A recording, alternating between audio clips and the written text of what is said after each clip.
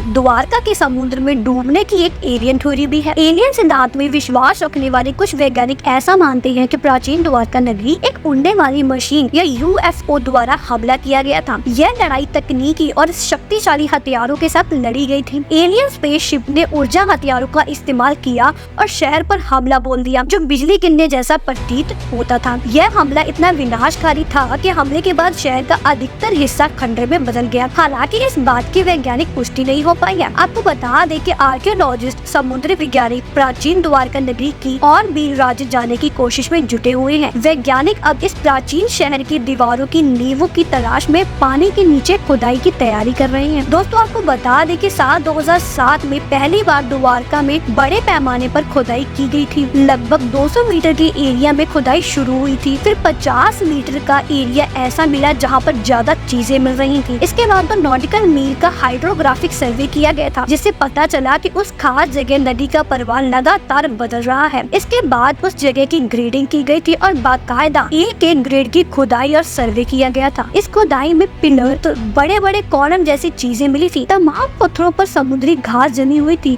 जब उस घास को हटाया गया तो उन पत्थरों का वास्तविक आकार पता चल पाया। द्वारका की खुदाई में कई बड़े बड़े लंगर पाए गए हैं, जिससे ये साफ हो गया है कि द्वारका एक ऐतिहासिक बंदरगाह हुआ करती थी। कुछ आर्कियोलॉजिस्ट कहते हैं कि संस्कृत में द्वारका शब्द का मतलब है द्वार या बहुत बड़ा दरवाजा, और खुदाई के दौरान काफी सारे द्वार मिले, जिसके कारण इसका नाम द्वारका पड़ गया। द्वारका की खुदाई में ऐसी चीजें मिली हैं जिससे प्रतीत होता है कि ये प्राचीन बंदरगाह शहर भारत में आने वाले विदेशी नागरिकों के लिए बहुत बड़ा दरवाजा हुआ करता था। 15वीं और 18वीं शताब्दी के बीच देशों से व्यापारिक संपर्क में अहम भूमिका निभाई गई होगी। आपको बता दें कि पिछले 15,000 सालों के दौरान समुद्र के स्तर की पड़ताल की गई है। इससे पता चला है कि 15,000 साल पहले समुद्र का स्तर 100 मीटर नीचे हुआ करता था। 7,000 साल पहले समुद्र का जल स्तर बढ़ना शुरू हुआ और करीब 3500 साल पहले समुद्र का स्तर ऐसे लेवल पर पहुंच गया था जहां अभी और ठीक इसी वक्त द्वारका नगरी डूब गई। दोस्तों, यह तो हुई साइंस की बात, लेकिन द्वारका नगरी के डूबने के पीछे कई पौराणिक मान्यताएं प्रचलित हैं। पहली मान्यता ये है कि गंधारी के श्राप के कारण द्वारका समुद्र में समा गई थी। कहा जाता है कि जब महाभारत के युद्ध में पांडवों की जीत हुई थी और कौरव खत्म हो गए थे, तब गंधारी ने श्री कृष्ण को महाभारत का दोषी ठहराते हुए श्राप दिया था कि उनके कुल का नाश हो जाएगा। यही श्राप के कारण द्वारका नदी डूब गई थी। महाभारत में 23वें और 24वें श्लोक के अनुसार जिस दिन श्री कृष्ण 125 साल की आयु के बाद अत्याधुनिक दुनिया में शामिल होने के लिए पृथ्वी छोड़कर चले गए थे, उसी दिन द्वारका नगरी अरब सागर में डूब गई थी। यह वह समय था जब कलयुग की शुरुआत हो गई थी। दोस्तों, अब द्वारका के बारे में क्या क्या जानते हैं हमें कमेंट सेक्शन में जरूर लिखें। वीडियो अच्छी लगे तो लाइक करें, शेयर करें और चैनल पर नए हैं तो सब्सक्राइब करना बिल्कुल ना भूलें।